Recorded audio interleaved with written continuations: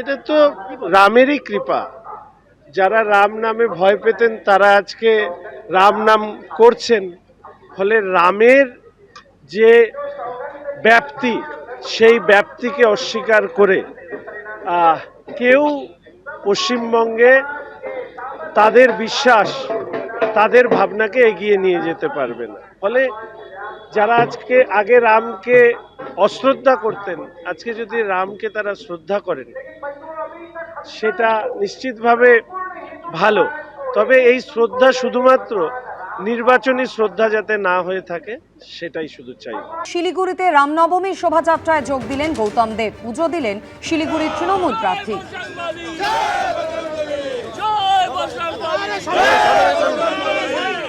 তুললেন জয় শ্রীরাম ধ্বনিও।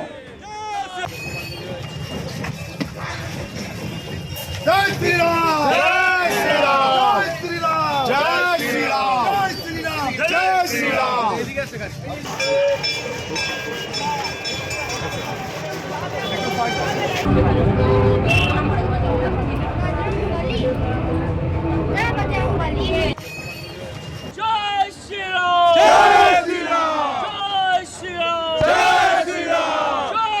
আমি প্রত্যেক বছরই পুজো দিই। আমার বাড়িতে পরম্পরা আছে, গীতা পাঠের আবহ, বাড়িতে ধ্যানযোগ এবং পূজা পাঠের মধ্যে দিয়ে আমি বড় হয়েছি।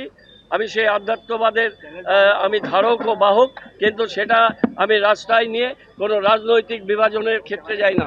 আমি আমৃত্যু লড়ে যাব আমাদের শিলিগুড়ির ইউনিটি, শিলিগুড়ির ইন্টিগ্রিটি, শিলিগুড়ির ডেভেলপমেন্ট। সমস্ত মানুষ এক থাকবে, সমস্ত মানুষ একসাথে চলবে, কোনো ভেদাভেদ নেই, কোনো ভেদাভেদ আমরা বেঁচে থাকতে আমরা শিলিগুড়িতে করতে দেব না। অন্যদিকে গতকাল বিমান বিভ্রাটে পড়ার পর আজ সড়ক পথেই দুর্গাপুর যাচ্ছেন মমতা বন্দ্যোপাধ্যায়। দুপুর 2টো নাগাদ কলকাতা থেকে রওনা দেওয়ার কথা তৃণমূল নেত্রীর। আজও রাজ্য জুড়ে ঝড় বৃষ্টির পূর্বাভাস রয়েছে, তাই সড়ক পথেই দুর্গাপুর যাওয়ার সিদ্ধান্ত মমতা বন্দ্যোপাধ্যায়ের। গতকাল আপনারা জানেন পাণ্ডবেশ্বরে সভার পর অন্ডাল থেকে ফেরার পথে বিপত্তি ঘটে। ঝড় বৃষ্টির কারণে দমদম বিমানবন্দরে অবতরণ করতে না পারায় প্রায় 1.5 ঘন্টা চক্কর কাটতে হয় মমতা বন্দ্যোপাধ্যায়ের বিমানকে আকাশে, এবং তারপর কলকাতা বিমানবন্দরে অবতরণ করে মমতা বন্দ্যোপাধ্যায়ের বিমান। আর আজ সড়ক পথেই তাই দুর্গাপুর যাচ্ছেন মমতা বন্দ্যোপাধ্যায়। দুপুর 2টো নাগাদ কলকাতা থেকে রওনা দেওয়ার কথা রয়েছে তৃণমূল নেত্রী। আরো বিস্তারিত জানাবেন প্রতিনিধি আশাবুল হোসেন, আমাদের সঙ্গে রয়েছেন। আশাবুল, দেখো মাধুরী, কালকে মুখ্যমন্ত্রীর বিমান কলকাতা বিমানবন্দরে অবতরণের সময় যথেষ্ট সংকটের মধ্যে পড়ে। প্রবল ঝড় বৃষ্টির কারণেই মুখ্যমন্ত্রীর বিমানের অবতরণে প্রবল বাধার সৃষ্টি হয়। কার্যত 1 ঘন্টা 15 মিনিট আকাশে চক্কর কাটার পর 1 ঘন্টা 20 মিনিট নাগাদ 1 ঘন্টা 20 মিনিট পরে মমতা বন্দ্যোপাধ্যায়ের বিমান অবতরণে সমর্থ হয়। আজকেও যে আবহাওয়া দপ্তর জানাচ্ছে যে আজকে বিকেলে পূর্ব বর্ধমান, পশ্চিম বর্ধমান, বাঁকুড়া, পুরুলিয়া সহ রাজ্যের বিভিন্ন এলাকায় ঝড় বৃষ্টি হওয়ার সম্ভাবনা রয়েছে।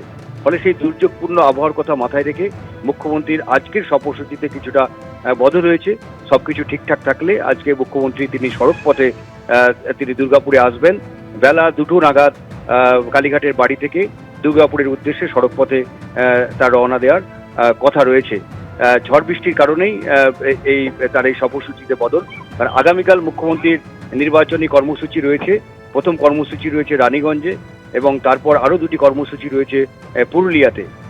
আজকেই মুখ্যমন্ত্রী দুর্গাপুরে ফেরার কথা ছিল। কলকাতা বিমানবন্দর থেকে বিশেষ বিমানে অন্ডালে নামার কথা ছিল, তারপর হেলিকপ্টারে করে তার দুর্গাপুরে নামার কথা ছিল।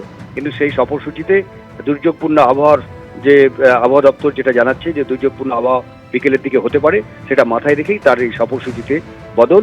তিনি বিমানের বদলে তিনি সড়ক পথেই দুর্গাপুরে আসবেন বলেই খবর পাওয়া যাচ্ছে। ধন্যবাদ আশাবুল। গতকাল বিমান বিভ্রাটে পড়ার পর আজ সড়ক পথে দুর্গাপুর যাওয়ার সিদ্ধান্ত নিয়েছেন মমতা বন্দ্যোপাধ্যায়। দুপুর 2টো নাগাদ কালীঘাটের বাড়ি থেকে দুর্গাপুরের উদ্দেশ্যে রওনা দেবেন তৃণমূল নেত্রী। আজও রাজ্য জুড়ে ঝড় বৃষ্টির পূর্বাভাস রয়েছে, আর সেই কারণেই সড়ক পথে দুর্গাপুর যাওয়ার সিদ্ধান্ত মমতা বন্দ্যোপাধ্যায়।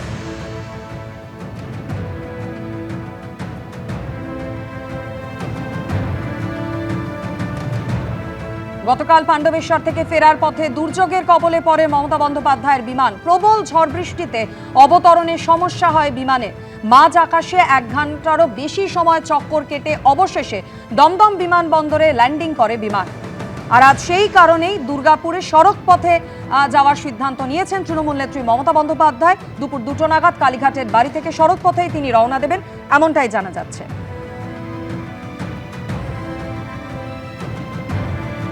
এবিপি আনন্দ, এগিয়ে থাকে, এগিয়ে রাখে।